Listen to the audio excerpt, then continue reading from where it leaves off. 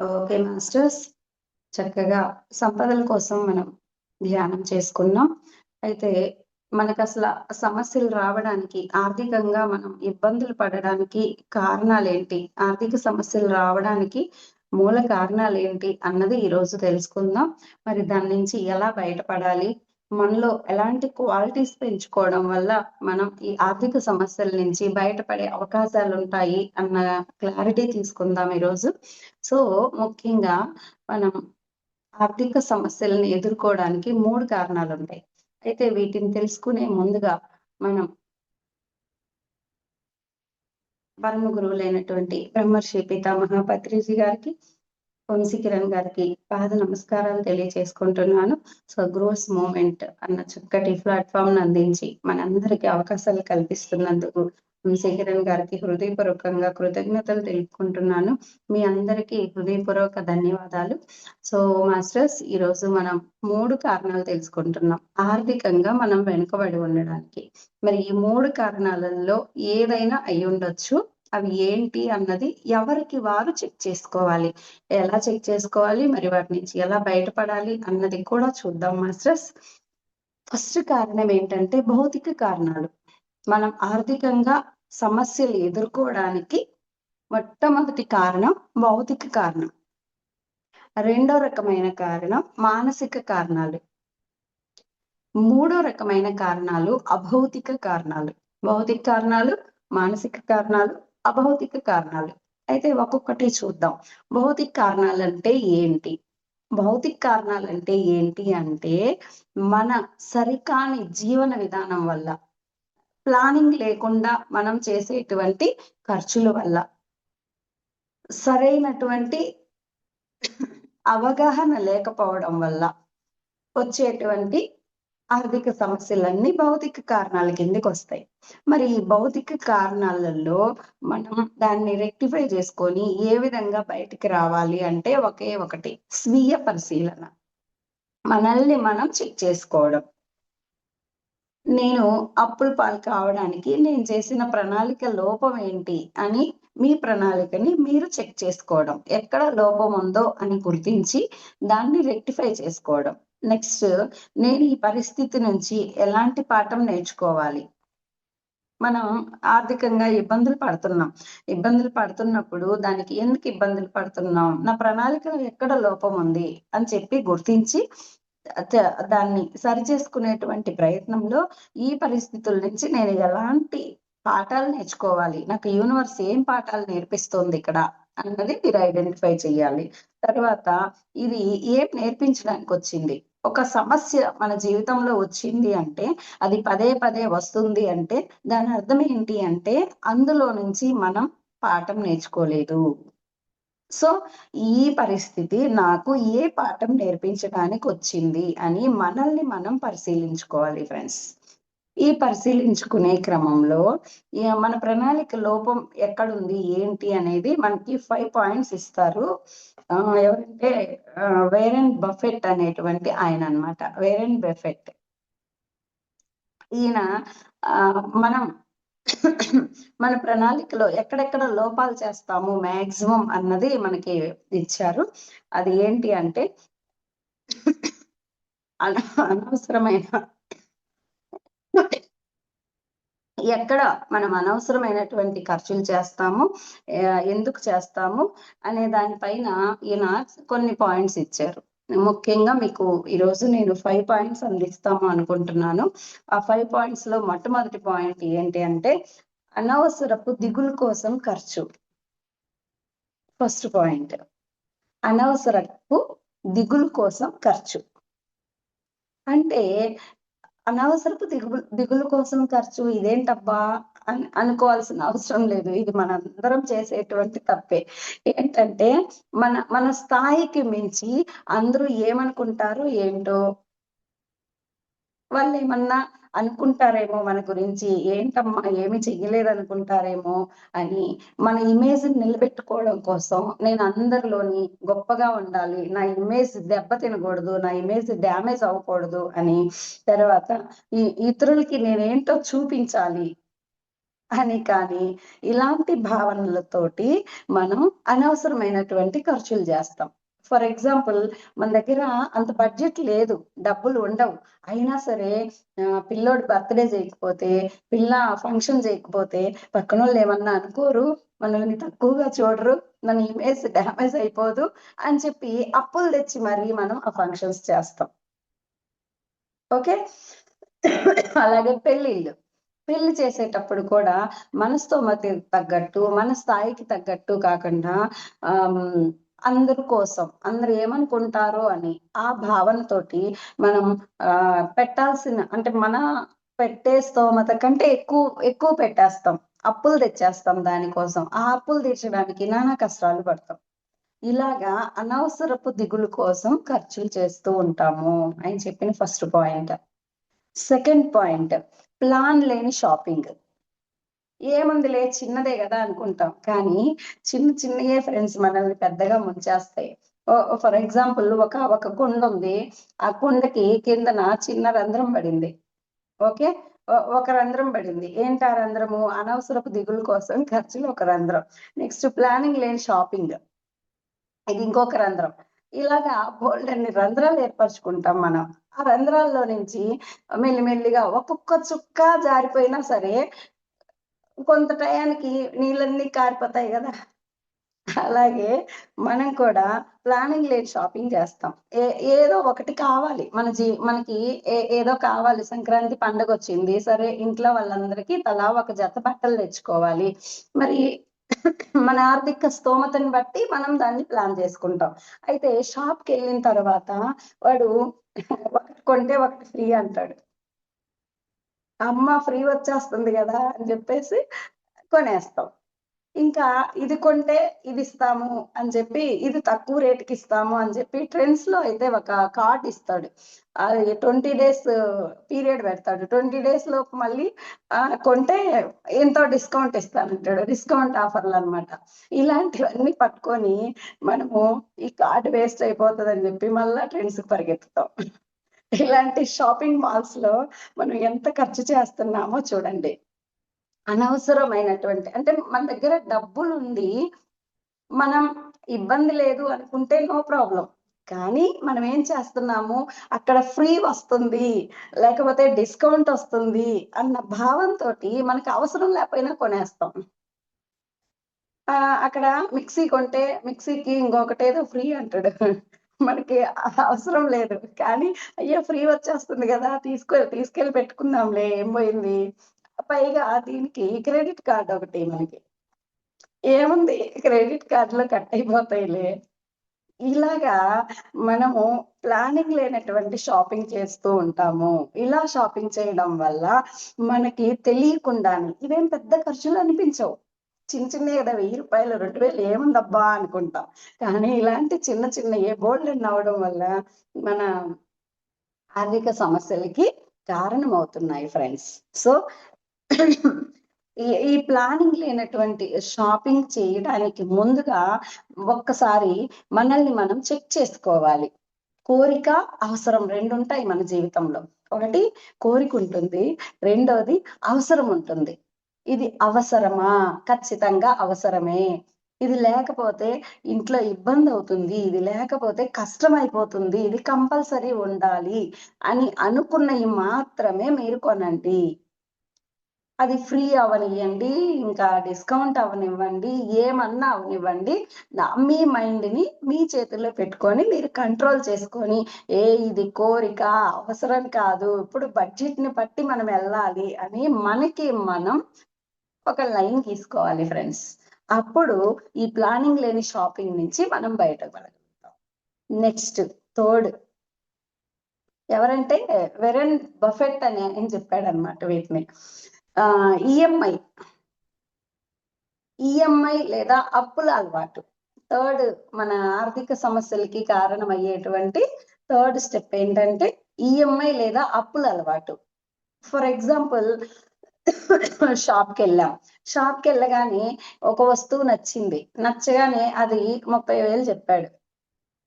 30,000 చెప్తే అతనేమంటాడంటే ఇప్పుడు ప్రతి దానికి చూడండి డ్రెస్‌తో సహా చిన్న చిన్న వస్తువులకు కూడా ఈఎంఐ ఆఫర్ ఉంది.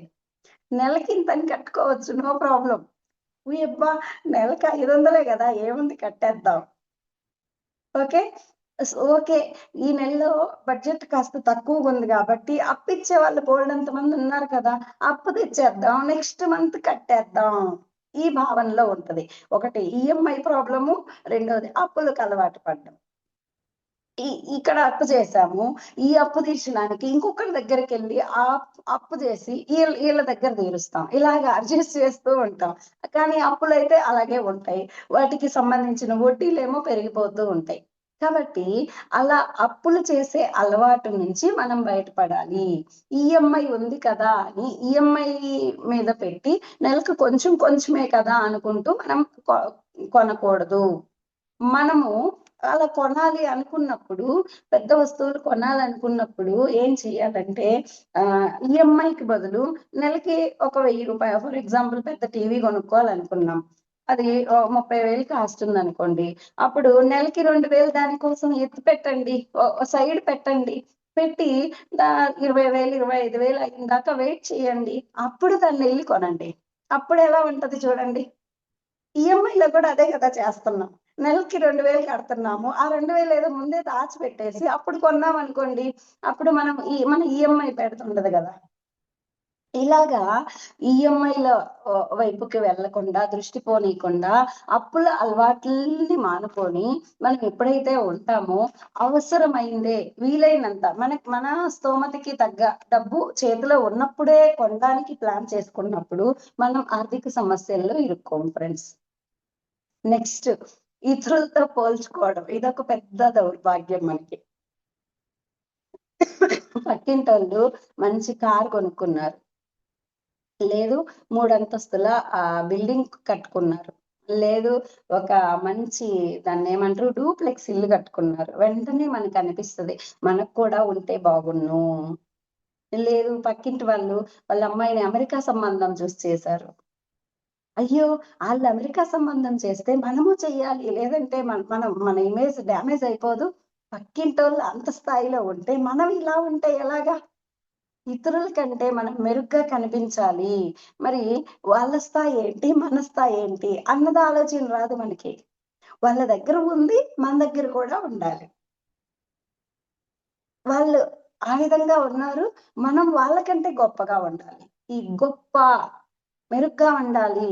వాళ్ళకంటే ఎక్కువ స్థాయిలో ఉండాలి. కనిపించాలి. లోపల ఉందో లేదో తర్వాత సంగతి. బయటికి కనిపించాలా. పక్కింటామె 10,000 పెట్టి పట్టు చీర కొంటే, మనం 15,000 పెట్టి కొనాల. ఎందుకంటే ఆమె దగ్గర ఇమేజ్ డ్యామేజ్ అయిపోతది మనకి. ఇలాగా పోల్చుకోవడం, ఇతరులతో పోల్చుకోవడం వల్ల మనం ఆర్థిక సమస్యల్లో లాకైపోతున్నాం ఫ్రెండ్స్. ఇవన్నీ భౌతిక కారణాలండోయ్. మన చేజేతులా చేసుకుంటున్నటువంటి కారణాలు. వీటికి మళ్ళీ నాకు కర్మ ఉందేమో, అదేమో, ఇదేమో ఈ మైండ్ తీసేయండి. ఎందుకంటే మన మైండ్ చేస్తుందిది. నెక్స్ట్ ఫిఫ్త్ పాయింట్ ఎమోషనల్‌గా పెట్టుబడులు పెట్టడం. ఎమోషనల్‌గా పెట్టుబడులు పెట్టడం. ఎవరో వస్తారు. మన ఫ్రెండ్స్ ఎవరో వస్తారు. మనకవసరం లేదు. కానీ ఇక్కడ ఫ్లాట్ కొంటే ఇప్పుడు 10,00,000 పెడితే ఇంకో 2 ఏళ్లకల్లా 30,00,000 అయిపోతది తెలుసా? అక్కడ రోడ్డొస్తది తెలుసా? ఇక్కడ ఇదొస్తది, అక్కడ అదొస్తది అని జెప్పి వాళ్ళు ఒక సినిమా చూపిస్తారు. భ్రమలు కల్పిస్తారు. అంతే మనం ఎమోషన్ అయిపోతాం. అబ్బా! ఇప్పుడు 10,00,000 ఎట్టో గట్ట అప్పు తెచ్చి పెట్టేద్దాంలేబ్బా! రేపు పిల్లలకి పనికొస్తది. చూసారా? అక్కడ ఎమోషనల్‌గా లాక్ అయిపోయాం. మన దగ్గర లేవు. అయినా సరే పెట్టేస్తాం. ఎట్లో గట్ట చేస్తాం. ఇంకా, ఇంకా కొన్ని సార్లు ఏం చేస్తామంటే, మన ఫ్రెండ్స్ ఎవరో వస్తారు. వచ్చి "నువ్వు ష్యూరిటీ పెట్టు ప్లీజ్. నేను ఆ చీటీ పాట పాడుకోవాలి. ష్యూరిటీ పెట్టావంటే నేను గటాన అయిపోతాను. నేను ఎలాగైనా వాళ్ళకి కట్టేస్తాను గదా! నీకేమి ఇబ్బంది పెట్టను" అని చెప్పి ఎమోషనల్‌గా మనల్ని లాక్ చేసేస్తారు. వెంటనే అవును కదా! పాపం గదా! అని జెప్పి పెట్టేస్తాం. ష్యూరిటీ పెట్టేస్తాం. లేదు నాకు పలానా వాళ్ళు 10,00,000 అప్పిస్తామన్నారు. నువ్వు షూరిటీ పెడితే వాళ్ళు ఈజీగా ఇచ్చేస్తారు. నీ షూరిటీ అడుగుతున్నారు. దానిదేముంది సంతకమే కదా పెట్టేస్తా. No problem. పెట్టేస్తాం. ఆడు కట్టడు మనం లాక్ అయిపోతాం. చీటీ పడుకొని వాడి పాటికి ఆడు వెళ్ళిపోతాడు, మనం లాక్ అయిపోతాం. అంటే అయితే ఫ్రెండ్స్ కదండి, పెట్టొద్దా? పెట్టకపోతే ఎలాగండి? అంటే దానికి ఏం చెప్తారంటే, మీ శక్తి పరిధి మేర మాత్రమే పని చేయండి. ఫర్ ఎగ్జాంపుల్ వాళ్ళు 10 లక్షలకి ష్యూరిటీ అడిగారు. మీరు ఒకవేళ వాడు ఎగ్గొట్టినా సరే మీరు 10 లక్షలు కట్టగలరా? హ్యాపీగా సంతకం పెట్టండి. లేదు 1,00,000 కట్టగలరా? 1,00,000కి మాత్రం సంతకం పెడతానని చెప్పండి. అలాగా మీ స్తోమత ఎంతో, ఒకవేళ వాళ్ళు అటు ఇటు అయినా సరే, మీరు ఎంతైతే బ్యాలెన్స్ చేసుకోగలరో అంతకే సహాయం చేయండి. అసలు సహాయం చేయకపోవడం అది మానవత్వం అనిపించుకోదు గదా! కాబట్టి మీ శక్తిని గూడా మీరు చూసుకోవాలి కదా! అలాగా ఈ 5 పాయింట్స్ ఇప్పుడు మనం ఏదైతే చెప్పుకున్నామో, అనవసరపు దిగులు కోసం ఖర్చులు కావచ్చు, ప్లానింగ్ లేని షాపింగ్ కావచ్చు, ఈఎంఐలు లేదా అప్పుల అలవాట్లు కావచ్చు, ఇతరులతో పోల్చుకోవడం కావచ్చు, ఎమోషనల్‌గా పెట్టుబడులు పెట్టడం కావచ్చు. ఈ 5 పాయింట్స్‌ని దాటడానికి ఒకే ఒక మార్గం ఫ్రెండ్స్. శక్తి పరిధి మేరకే పనిచేస్తాను. రాసి పెట్టుకోండి. నా శక్తి పరిధి మేరకు మాత్రమే నేను పనిచేస్తాను. ఎప్పుడైతే ఇలా పెట్టుకున్నామో, అనవసరమైన పక్కోళ్ళ కోసమో, ఎదుటోళ్ళ కోసమో మనం వేరేది చెయ్యం. ఎమోషనల్‌గా లాక్ అయిపోం. ఈఎంఐల జోలికి ఎళ్ళం. ఇతరులతో పోల్చుకోం. వీటన్నిటి నుంచి బయటపడతాం ఫ్రెండ్స్. సో, శక్తి పరిధి మేరకు మాత్రమే పని చేస్తాను. మీ శక్తి ఎంతైతే ఉందో అంతవరకే సహాయం చెయ్యండి. మీ శక్తి ఎంతవరకైతే ఉందో అంతవరకే కొనండి. ఏంటి మునిగిపోయిందేంటి? మీరు ఒక 3,00,000 ఫ్లాట్ కొనగలరు. 3,00,000దే కొనండి. 10,00,000కి ఎందుకు కొనాలి? అలాగా ప్రతి దానిలో మీ శక్తి పరిధి మేరకు మాత్రమే పని చేయండి. మీ ఆదాయానికి తగ్గట్టుగా మీరు ప్లాన్ చేసుకొని, అందులోనే జరుపుకోవడానికి ప్రయత్నించండి. ఆదాయానికి తగ్గట్టు ప్లాన్ చేసుకున్నాం అనుకో, ఈ నెలలో 20,000 వస్తది మనకి. ఆ 20,000లో ఎమర్జెన్సీ ఖర్చులేమున్నాయి? అవసరాలేమున్నాయి? దానిలో ఎంత పొదుపు చేయగలం? వేస్ట్ ఖర్చులు లేకుండా ఎక్కడెక్కడ పెట్టగలం? ఇలాగా ప్లానింగ్ చేసుకోండి. అప్పుడు మనం ఆర్థిక సమస్యల్లో లాక్ అవ్వకుండా మనల్ని మనం సేవ్ చేసుకుంటాం ఫ్రెండ్స్. నెక్స్ట్ మానసిక కారణాలు. మన సబ్‌కాన్షియస్ మైండ్‌లో ఎప్పుడో పడిపోయి ఉంటాయి. చిన్నప్పుడు మనం పెరిగిన వాతావరణం కావచ్చు, మనం ఎదుర్కొన్నటువంటి సమస్యలు కావచ్చు, మనం చూసినటివి, మనం విన్నటివి, మనం ఎదుర్కొన్న పరిస్థితులు ఇవి 3 మన సబ్‌కాన్షియస్ మైండ్‌లో అలా ఉండిపోతాయి. ఇవన్నీ మన మీద చాలా ప్రభావం చూపిస్తాయి. ఫర్ ఎగ్జాంపుల్ చిన్నప్పుడు ఏదో చూసుంటాం. ఆర్థికంగా నష్టపోయి, ఇబ్బందులు పడి, అలాంటి సిట్యుయేషన్‌ని మనం ఎవరినో చూసుంటాం. అబ్బా! ఈ ఈ ఈ డబ్బు ఉన్న వాళ్ళు మానసిక ప్రశాంతతలో ఉండరు. ఎప్పుడు టెన్షన్ పడుతుంటారు. ఎప్పుడు ఇబ్బంది పడుతుంటారు. దేవుడా! ఈ డబ్బున్నోళ్ళంతా ఇంతే మైండ్‌లో పడిపోయిందనుకోండి. అప్పుడేమవుతది, మనకి డబ్బులు సంపాదిస్తాం. కానీ మన దగ్గరుండవు. ఎందుకంటే, మీ సబ్‌కాన్షియస్ ఏమని ఫీడ్ చేసింది? ఈ డబ్బుండడం వల్ల మానసిక ప్రశాంతత ఉండదు. ఈ డబ్బుండడం వల్ల ఇలాంటి ప్రాబ్లమ్స్ ఫేస్ చేయాల్సొస్తది. మైండ్ ఫీడ్ చేసుకుంది.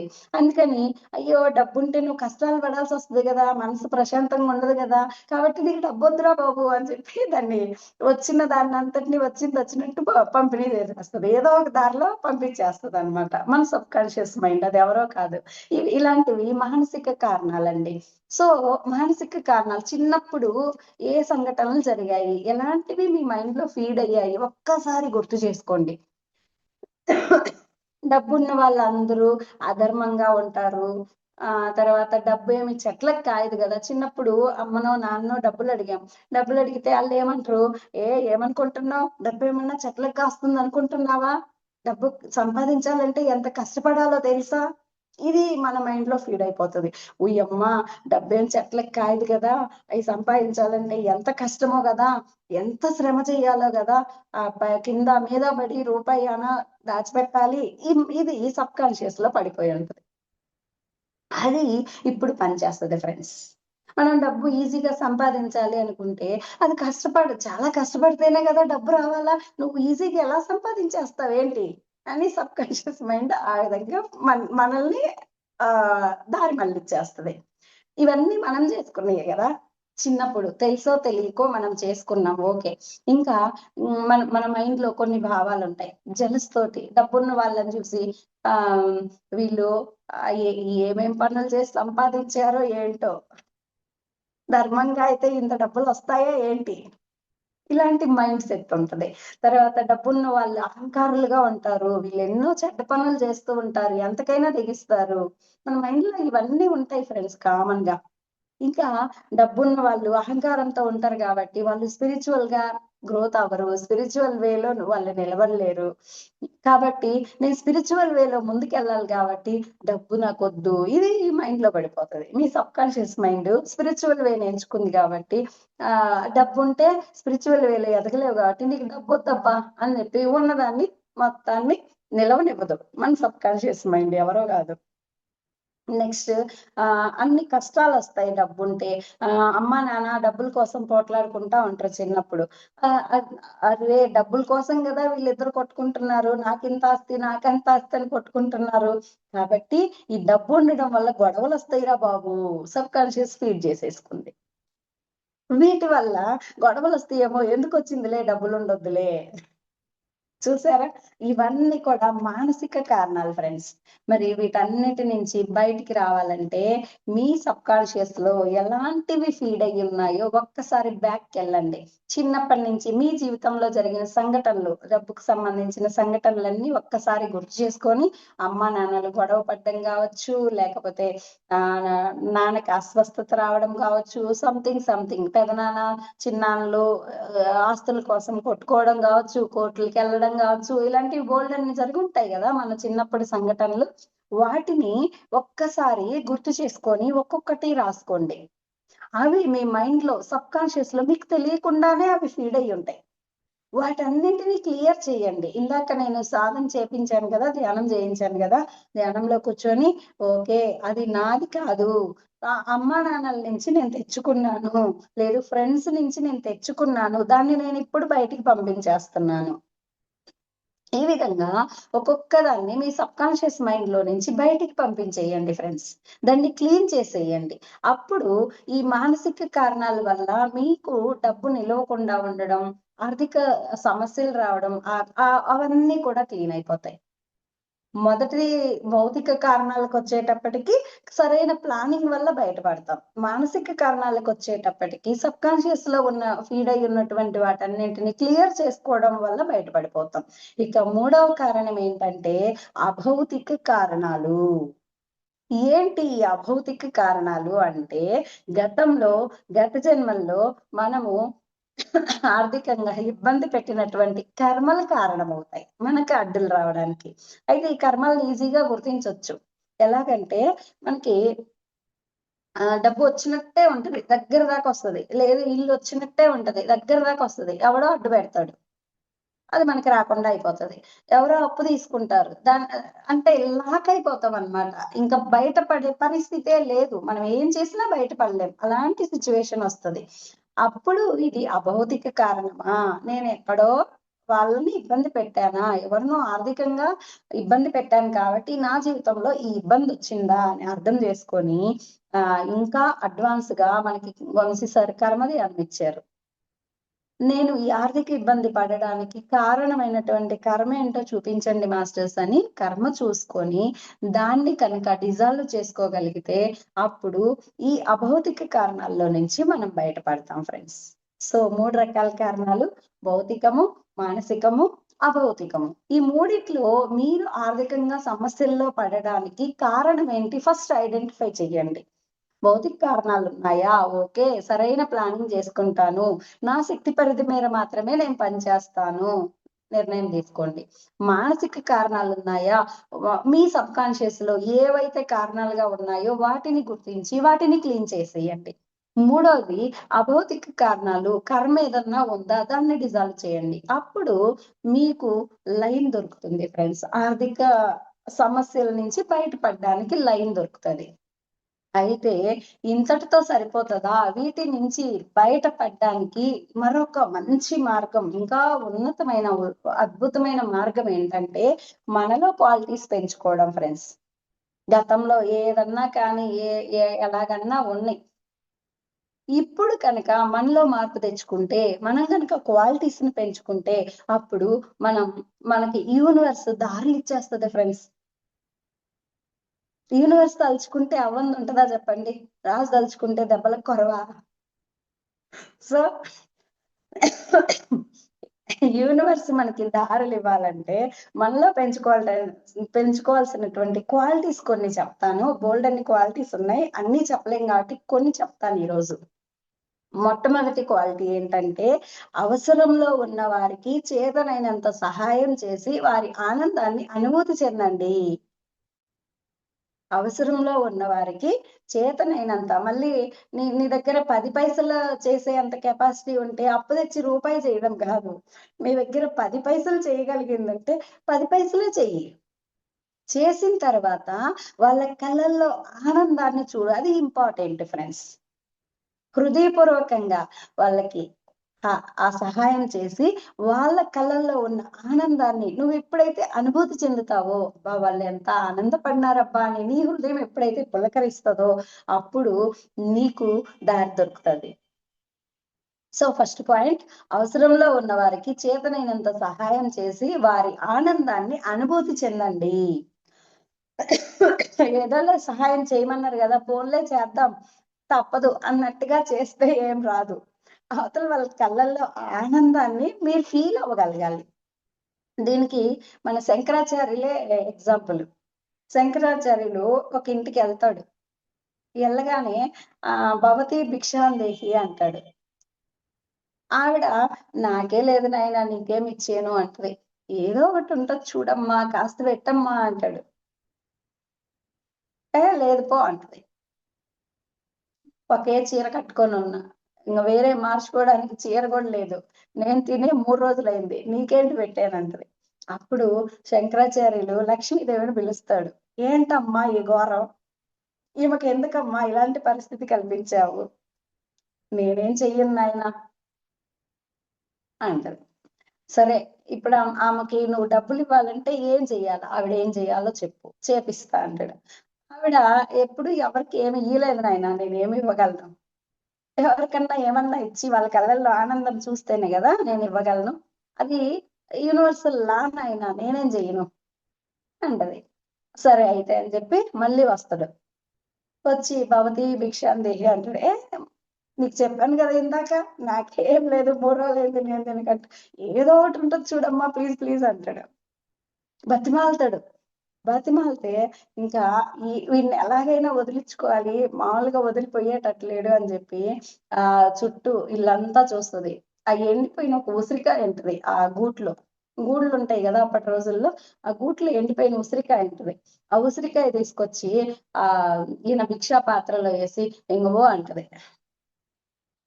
వెంటనే శంకరాచార్యులు ఆ! ఇదిగో ఆమిచ్చింది గదా! మరి నువ్వు ఆమె ఏదో ఒకటి ఇస్తానన్నావు గదా! ఇచ్చేయి ఇంకా అంటాడు. అప్పుడు కనకదార స్తోత్రం పాడతాడు ఫ్రెండ్స్. కనకదార స్తోత్రం మొత్తము కృతజ్ఞతే. ఆ పాట మొత్తంలో ఉండేది కృతజ్ఞతే. కృతజ్ఞత చూపిస్తాడు. సో, ఆ కృతజ్ఞత మూలంగా ఆవిడ ఇంట్లో బంగారు ఉసిరికాయలు వర్షం కురుస్తదని జెప్తారు. అంటే ఎప్పుడైతే ఆవిడ ఇచ్చిందో ఇచ్చి హమ్మయ్య! ఇతను తను సంతృప్తి చెందాడు. ఇంక నన్నొదిలేసి ఎళ్ళిపోతాడు అని ఎప్పుడైతే ఆనందపడిందో, దాని నుంచి ఆమెకి బంగారు ఉసిరికాయలొచ్చాయండి. సో, లక్ష్మీదేవి మనకి ఇవ్వాలంటే మనం ఏం చేయాలి? అవసరంలో ఉన్న వారికి చేతనైనంత సహాయం చేసి వారి ఆనందాన్ని అనుభూతి చెందండి. దీనికి ఇంకొక చిన్న ఎగ్జాంపుల్ చెప్తానండి. బోలెడన్ని స్టోరీస్ ఉన్నాయి. ఏవి చెప్పాలో గూడా అర్థం గావట్లే నాకు. ఒక వ్యక్తి ఉంటాడు. అతను దారిలో వెళ్తూ ఉంటాడనమాట. నైట్ చీకటి పడిపోయింది. మబ్బులు, వర్షం విపరీతమైన అంటే క్లైమేట్ చాలా దారుణమైన పరిస్థితిలో ఉంది. అలాంటి సిట్యుయేషన్‌లో ఒకావిడ స్త్రీ ఒక్కటే కారు నడుపుకుంటూ ఎళ్తూ ఉంటది. అదేమో బైపాస్ రోడ్డు. ఎవ్వరూ ఉండరు. బైపాస్ రోడ్‌లో ఎవరుంటారు జెప్పండి? ఊర్లోకెళ్ళే రోడ్లన్నా అయితే ఎవరో ఒకరు మనుషులు గనిపిస్తారు. బైపాస్ రోడ్‌లో ఆగిపోయింది. మబ్బులు పట్టున్నాయి. ఉరుములు, మెరుపులు పరిస్థితిలో ఉంది. ఆవిడింక బిక్కు బిక్కుమనుకుంటా డోర్‌లేసుకొని అలా కూర్చొని ఉంటది. దేవుడా ఎవరన్నా వస్తారా చూద్దామని చెప్పి. అప్పుడు ఒక ఆయన బండేసుకొని అలాగా వస్తుంటాడు. గబగబా దిగి ఆయన్ని హెల్ప్ అడుగుతది. అయితే ఈ టైంలో ఒంటరి స్త్రీని మరి ఇలాంటి వ్యక్తి ఎలాంటి వ్యక్తో ఏంటో తెలీదు అని చెప్పి ఆవిడ భయంతోనే అతన్ని హెల్ప్ అడుగుతది. హెల్ప్ అడగంగానే అతను వస్తాడు. బండి పక్కన పెట్టేసి పార్క్ చేసి వస్తాడు. వచ్చి ఏం మాట్లాడడు. చాలా సీరియస్‌గా ఉంటాడు. ఈమెకి భయమేస్తది అసలు వీడు ఎలాంటోడో ఏంటో అని. సరే ఇంక నాకు వేరే ఆప్షన్ లేదు గదా! అని జెప్పి భయంతోటి లోపల కూర్చొని డోర్ లాక్ చేసేసుకుంటది. ఇతను కిందన టైర్ పంక్చర్ అయ్యి ఉంటది. ఆ టైర్ మార్చి, స్టెప్నీ మార్చి పెట్టేసి ఇంగెళ్ళు అంటాడు. ఆవిడ మరి హెల్ప్ చేశాడు గదా! అందుకని కొంత డబ్బు తీసి ఇయ్యబోతది. నాకొద్దు. నేను నీకు సహాయం చేశాను. అదే నాకు హ్యాపీ అంటాడనమాట అతను. ఎళ్ళిపోతది. ఏంటబ్బా! ఏం డబ్బులు కూడా తీసుకోలేదు అని జెప్పి ఎళ్ళిపోతది. ఎళ్ళిపోయేటప్పుడు ఆయన ఒక మాట చెప్తాడనమాట. నేను నువ్వు నువ్వు ఇబ్బందిలో ఉన్నావని సహాయం చేశాను కదా! అలాగే నీకు ఎవరన్నా ఇబ్బందిలో ఉన్న వాళ్ళు కనిపిస్తే నువ్వు మనస్ఫూర్తిగా సహాయం చెయ్యి చాలు. అదే నువ్వు నాకు చేసే హెల్ప్ అంటాడనమాట. సరే అని జెప్పి ఆమె బయలుదేరి ఎళ్తది. ఎళ్ళిన తర్వాత దారిలో ఆకలేస్తుంటది ఆవిడకి. ఒక చిన్న టిఫిన్ కొట్టు కనిపిస్తది. ఆ టిఫిన్ కొట్టులో ఎళ్లి కూర్చుంటది. కూర్చుంటే అక్కడ ఒక స్త్రీ ఉంటది. నైన్త్ మంత్ అన్నమాట. ఫుల్లు ప్రెగ్నెంట్‌తో ఉంటది. ఇంకా డెలివరీ ఇంకొక వారం రోజుల్లో డెలివరీ అలాంటి సిట్యుయేషన్‌లో ఉంటదావిడ. అయితే ఆవిడ ఆవిడే ఇంకా ఎవరు లేరు. నైట్ 9:30, 10 అయిపోయింది. పనోళ్ళందరూ ఎళ్ళిపోయారు. ఒక్కడే ఉన్నాడు పనోడు. ఈమె దోస పోసింది, ఆమెకి సర్వ్ చేసింది, వాటర్ తెచ్చిచ్చింది, అన్నీ తెచ్చిచ్చింది. ఆవిడే చేసుకుంటుంది. ఎలాగా? ప్రెగ్నెంట్ తెలుసు కదా! ఇంకొక 4, 5 రోజుల్లో డెలివరీ అయ్యే స్త్రీ ఎలా ఉంటది? చాలా ఆయాసపడుతూ, ఇబ్బందిగా అలాగే తెచ్చిపెట్టింది. ఈవిడ తినింది. తిన్న తర్వాత చూసింది. ఈవిడ చూసింది. చూసి ఈవిడ చాలా పేదరికంలో ఉంది. అందుకనే ఇలాంటి సిట్యుయేషన్‌లో గూడా ఆవిడ పని చేయాల్సొస్తుంది అని చెప్పి ఆవిడ కిన్ ఆహ్, తిన్న తర్వాత దాని కింద మనీ పెట్టేస్తది. మనీ పెట్టేసి లెటర్ రాస్తదనమాట. నీకు ఏదైనా అవసరానికి రావచ్చివి కాబట్టి తీసుకో అని చెప్పి లెటర్ రాసిపెట్టి ఆమె మామూలు బిల్ కట్టేసి ఎళ్ళిపోతది. ఆమె ఎళ్ళిపోయిన తర్వాత ఈమె టేబుల్ క్లీన్ చేయడానికొస్తది. వచ్చి దాని కింద డబ్బులు, ఆ లెటరు చూస్తది. బయటికి పరిగెత్తుకుంటూ వచ్చి చూస్తే ఆవిడ ఎక్కడా లేదు. కారేసుకొని ఆల్రెడీ ఎళ్ళిపోయి ఉంటది. అప్పుడు ఆ డబ్బులు పట్టుకొని ఇంటికెళ్తది. ఇంటికెళ్ళిన తర్వాత అప్పుడు ఆహ్ ఆమె చెప్తదనమాట. ఇదిగో ఈరోజు ఇలాగ జరిగింది హోటల్‌లో అని చెప్తే, అప్పుడు ఆయన ముందు రోజే అనుకోనుంటారనమాట వాళ్ళు. ఇంక డెలివరీ టైమ్ దగ్గరకొస్తుంది. మన దగ్గరేమో డబ్బులు లేవు. ఎలాగబ్బా! ఏం చెయ్యాలి అని అలా అనుకోనుంటారనమాట. ఇప్పుడు ఈ డబ్బులు చూస్తే ఆమెకి కావాల్సినటువంటి ఆపరేషన్‌కి, డెలివరీ ఖర్చులకి కావాల్సినటువంటి అమౌంట్ అంతా వచ్చుంది. అప్పుడు ఆయనకి అర్థమవుతదనమాట. ఆహా! డబ్బులిచ్చిపోయింది ఈమేనా అని జెప్పి ఆమెకి కృతజ్ఞతలు జెప్పుకుంటాడు. చూసారా ఫ్రెండ్స్? ఏమి ఆశించకుండా అవసరంలో ఉన్న వారికి చేతనైనంత సహాయం చేసి వాళ్ళ కళ్ళల్లో ఎప్పుడైతే ఆనందం చూసాడో యూనివర్స్ వాళ్ళకిచ్చేసింది ఫ్రెండ్స్. సో, ఇక్కడ మనకి ఏం చెప్తుంది అంటే మనలో పెంచుకోవాల్సిన క్వాలిటీ ఫస్ట్ క్వాలిటీ ఇది. నెక్స్ట్ సెకండ్ క్వాలిటీ ఇస్తేనే వస్తుంది అన్న భావనతో ఇవ్వకండి. మళ్ళీ ఇక్కడ అవసరం ఉన్నోళ్ళకి హెల్ప్ చేయమన్నారు గదా! నేను హెల్ప్ చేస్తే మళ్ళీ నాకు తిరిగి హెల్పొస్తది అన్న భావన తీసేయండి. ఆ భావన ఉందనుకోండి అప్పుడేమవుతది నువ్వు రూ. 100 ఇచ్చావనుకో నీకు తిరిగి రూ. 100 ఎందుకంటే ఇస్తే వస్తది అన్న భావంతో ఇచ్చావు గదా! అందుకని నువ్విచ్చినంతే నీకు తిరిగొస్తది. అంతకు మించి రాదు. ఓకే. సో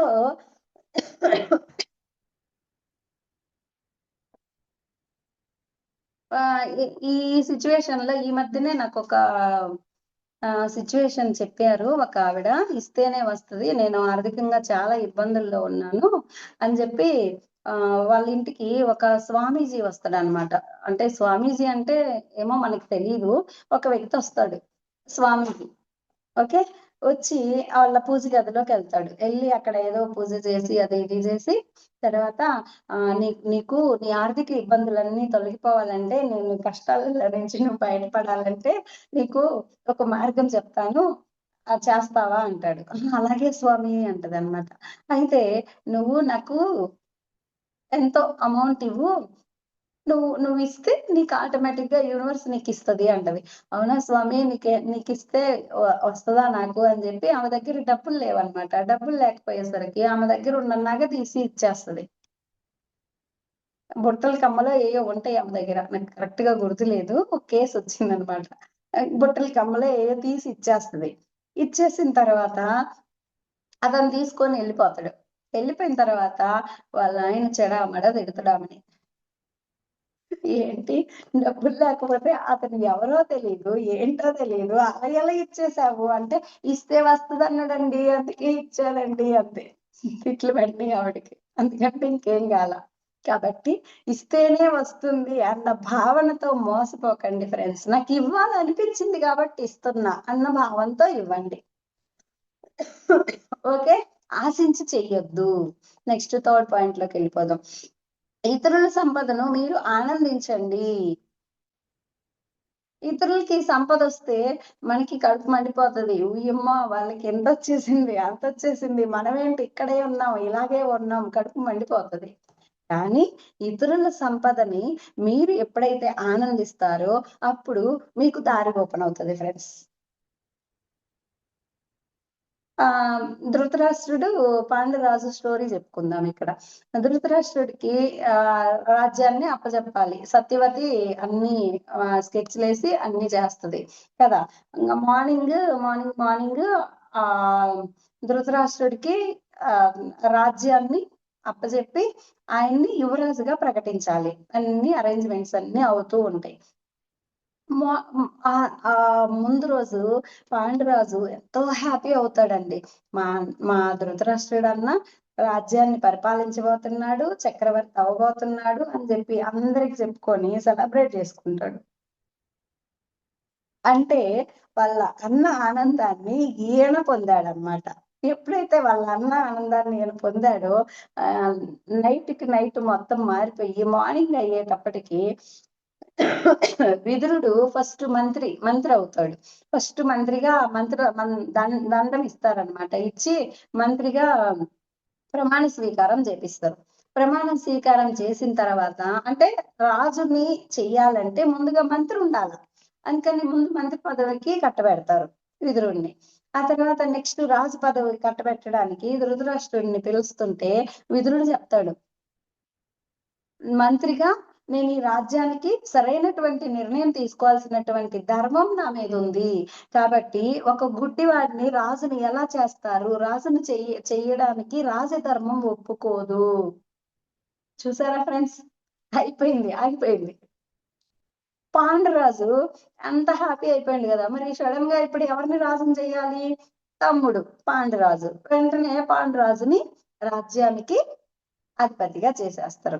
అంటే అవతల వాళ్ళకి ఉంది అని మనం ధృతరాష్ట్రుడేమో ఎప్పుడు జెలస్ ఫీల్ అవుతా ఉంటాడు. అన్నీ ఉన్నా సరే నన్నింకా చిన్న చూపు చూస్తున్నారు. నాకింకా ఏం లేవు. నాకది లేదు, ఇది లేదు. కృతజ్ఞత లేదు, తృప్తి లేదు.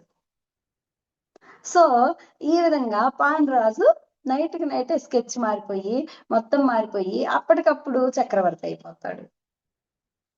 అంటే ఈ ఈ యూనివర్స్ ఇతని ఆనందాన్ని చూసింది.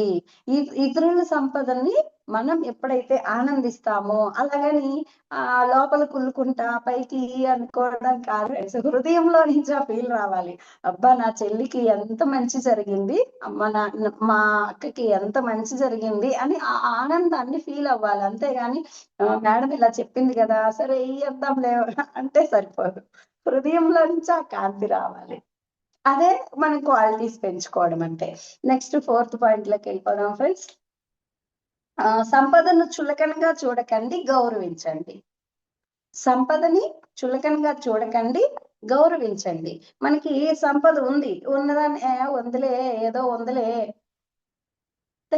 దాన్ని గౌరవించం మనమసల. ఆహ్, మన దగ్గర ఏదో వస్తువు ఉంది, దాన్ని గౌరవించండి, భద్రంగా బీరువాలో పెట్టండి. ఎక్కడంటే అక్కడ ఇసిరేస్తా ఉంటాం మనం.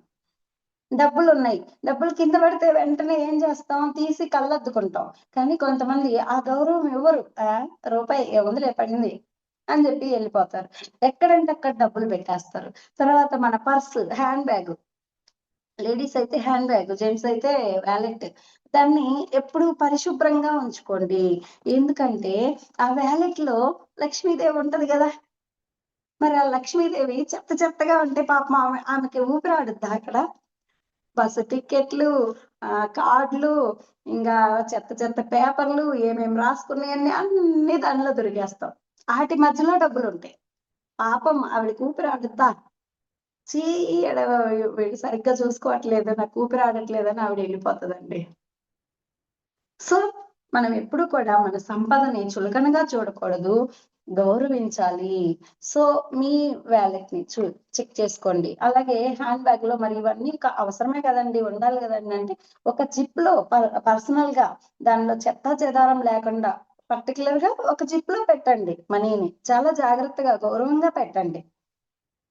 అలాగే బీరువాలో కూడా ఆ మనీకి ఒక స్థానాన్ని ఇవ్వండి, దాన్ని గౌరవించండి. ఎలా పడితే అలా చేయకండి. అప్పుడు ఆమె మనల్ని ఆకర్షిస్తుంది. నెక్స్ట్ 5వ పాయింట్, చెప్పిన టైంకి డబ్బు తిరిగి ఇవ్వండి.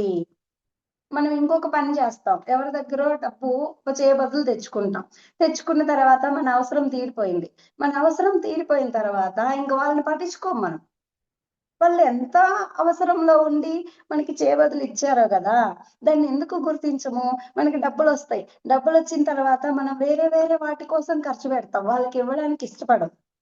కావాలంటే గమనించండి. అలా కాకుండా వాళ్ళకి నేను ఇదిగో ఈ టైంకి ఇస్తానని చెప్పాను, ఎలాగైనా సరే ఇవ్వాలి అన్న మైండ్ తో ఉండండి. తర్వాత ఒకవేళ ఇవ్వలేకపోయారు, మనీ అడ్జస్ట్ అవ్వలేదు, అడ్జస్ట్ అవ్వనప్పుడు ఏం చెయ్యాలంటే ముందుగా తెలియజేయండి. అరే నీకు ఈ టైంకి ఇస్తానని చెప్పాను, ఇవ్వలేకపోయాను, సారీరా, మళ్ళీ ఈ టైంకి నేను అడ్జస్ట్ చేయడానికి ప్రయత్నం చేస్తాను, ఏమనుకోకు అని వాళ్ళకి ముందే చెప్పండి. ఓకే. నెక్స్ట్ ఇంకా మన దగ్గరికి ఎవరో అడుక్కునే వాళ్ళు అలాగా వస్తారు. రాంగానే వాళ్ళని ఏం చేస్తాం, మనం విపరీతంగా తిట్టేస్తాం. ఏం దున్నపోతుల్లాగా ఉన్నారు, పని చేసుకొని బతకలేరా, డబ్బులు సంపాదించుకోలేరా, ఊరి మీద పడి తిరుగుతుంటారు. స్వామీజీలు, సన్యాసులు కొన్నిసార్లు అలాగా భిక్షాటనకు వస్తారు. వాళ్ళని కూడా సన్యాసం అని ఇదొక వేషం వేసుకుంటారు. ఇలాగా నోటికొచ్చినట్టు తిట్టుకుంటాం, వాళ్ళని తిడతాం. అలా చెయ్యకండి, అగౌరవపరచకండి. బాబా అంటారనమాట, మీ దగ్గరికి ఎవరన్నా సహాయం కోరి వస్తే కుక్కలా మరగవద్దు అంటాడు. మనం గై గై గై అని వాళ్ళ మీద లేస్తాం. అలా చెయ్యొద్దు, వాళ్ళని గౌరవించండి, వీలైనంత సహాయం చెయ్యండి. ఒకవేళ సహాయం చేయడం వీలు కాలేదు, సౌమ్యంగా చెప్పండి, పోయిరా పోనైనా చెప్పండి. ఓకే. అప్పుడు మనకి ఆర్థిక సమస్యల నుంచి బయటపడడానికి దారులు దొరుకుతాయి ఫ్రెండ్స్. నెక్స్ట్ 6th పాయింట్, బిల్లులు చెల్లించగలిగినందుకు కృతజ్ఞతగా ఉండండి. మనము బిల్లు చెల్లించగలిగాం. ఈ నెలలో కరెంట్ బిల్లు చెల్లించగలిగాం. అమ్మా, ఈ కరెంట్ బిల్లు చెల్లించగలిగినందుకు యూనివర్స్ నాకు అవకాశం ఇచ్చినందుకు కృతజ్ఞతలు. చక్కగా ఇంటి రెంట్ ఏ ఇబ్బంది లేకుండా కట్టగలిగాం, కృతజ్ఞతలు చెప్పండి. ప్రతి దానికి మనం చెల్లించే ప్రతి బిల్లుకి, ఈ నెలలో ఇంత కరెంట్ బిల్లు వచ్చింది, అయ్యో, చూసారా, తిట్టుకుంటా కట్టుకుంటాం. మరి ముందు మనం ఏసీలు, ఫ్యాన్లు, టీవీలు అన్ని వాడుకున్నప్పుడు లేదా? మనం వాడుకుంటేనే కదా బిల్ వచ్చింది. వాడుకునేటప్పుడేమో శుభ్రంగా వాడుకుంటాం, బిల్ వచ్చినప్పుడేమో ఏడుస్తా బిల్లు కడతాం. సో ఈ ఈ బిల్లుని నేను కట్టగలిగినందుకు కృతజ్ఞతలు. నాకింత సౌకర్యాన్ని ఇచ్చింది. ఈ బిల్లు, ఇంత చిన్న బిల్లు ఇంత పెద్ద సౌకర్యాన్ని ఇచ్చింది. దాన్ని గుర్తు చేసుకోండి ఫ్రెండ్స్. గుర్తు చేసుకొని ప్రతి చోట హోటల్‌కెళ్ళాము, తిన్నాము, బిల్లొచ్చింది, ఊరినైనా ఇంత బిల్లా ఏడ్చుకుంటా కడతాం. కృతజ్ఞత చూపించండి అక్కడ. ఈ బిల్లు కట్టగలిగే ఆహ్, నాకు స్తోమతనిచ్చినందుకు భగవంతుడా నీ కృతజ్ఞతలు. అక్కడ సర్వ్ చేసిన వాళ్ళు ఎంత చక్కగా సర్వ్ చేశారు. వాళ్ళకి కృతజ్ఞతలు. ఇలాగా ప్రతి చోట వెళ్ళినప్పుడు పిల్లలు కట్టగలిగిన ప్రతి దానికి మనం కృతజ్ఞత చూపించాలి. సమస్త జీవుల పట్ల ఆ ప్రేమ తత్వాన్ని చూపించాలి. వెయిటర్ ఊరికే ఇచ్చాడా ఏంటి? టిప్ అడుగుతాడు. రూ. 5 టిప్ అడుగుతాడు. మన సొమ్మంతా పోయినట్టు మొహం పెడతాం. వెధవ రూ. 5 టిప్ అడుగుతున్నాడని. పాపం ఎంత కష్టపడినాడు కదా! సాలరీ వస్తదిలే. అయితే మనకు రూ. 5 ఇస్తే ఏంటంట, హృదయపూర్వకంగా వాడికి కృతజ్ఞతతో మనం ఎప్పుడైతే ఇచ్చామో, యూనివర్స్ మనల్ని అమ్మా! వీళ్ళ హృదయం మంచి హృదయం రా అని చెప్పి మనకి దారులు తెరుస్తది. ఓకే. నెక్స్ట్ ఉన్నదాని పట్ల తృప్తిగా ఉండండి. మీకు వస్తున్న ఇన్‌కమ్ ఇదిగో నెలకి ఇంతొస్తుంది మనకి. నెలకి 70,000, 80,000 వస్తుంది. మనం ఏం చేస్తాం? 1,50,000, 2,00,000 వచ్చే వాళ్ళని చూసి, ఓయమ్మో! వాళ్ళకి ఎంతొస్తుంది? నాకు 80,000 వస్తది. నేనెప్పుడు రీచ్ అవుతానో ఏంటో! తృప్తి లేదు ఫ్రెండ్స్. ఒక నెలలో జీతం తగ్గిచ్చిచ్చారు. ఏదో వాళ్ళు ఇబ్బంది పడి. నేనింత కష్టపడితే తగ్గిచ్చిచ్చారు అని చెప్పి తిట్టుకుంటాం. తృప్తి లేదు. సో, మనకేదైతే ఉందో, ఎంత సంపదైతే వస్తుందో, మన జీవితంలో ఏవైతే మనకి ఆనందాన్నిస్తున్నాయో, వాటి పట్ల తృప్తితో ఉండండి. ఎప్పుడైతే మనం తృప్తితో ఉంటామో, అప్పుడు మనకి ఇంకా, ఇంకా, ఇంకా అందించబడుతుంది ఫ్రెండ్స్. సో, ఈ 7 క్వాలిటీస్ ఇంకా కొన్ని క్వాలిటీస్ ఉన్నాయి. ఈరోజు ఇంతటితో ముగిద్దాము. మనలో ఒక 7 క్వాలిటీస్ మనం పెంచుకుందాం. మళ్ళీ ఒకసారి చెప్తాను. అవసరంలో ఉన్న వారికి చేతనైనంత సహాయం చేసి, వారి ఆనందాన్ని అనుభూతి చెందండి. సెకండ్ క్వాలిటీ ఇస్తేనే వస్తుంది అన్న భావనతో ఇవ్వకండి. థర్డ్ పాయింట్ ఇతరుల సంపదను మీరు ఆనందించండి. ఫోర్త్ పాయింట్ సంపదలను చులకనగా చూడకండి, గౌరవించండి. ఐదో పాయింట్ చెప్పిన టైంకి డబ్బులు తిరిగి ఇవ్వండి. మన దగ్గరికి సహాయం కోరి వచ్చిన వారికి వీలైనంత సహాయం చేయండి. ఆరో పాయింట్ బిల్లులు చెల్లించగలిగినందుకు కృతజ్ఞతతో ఉండండి.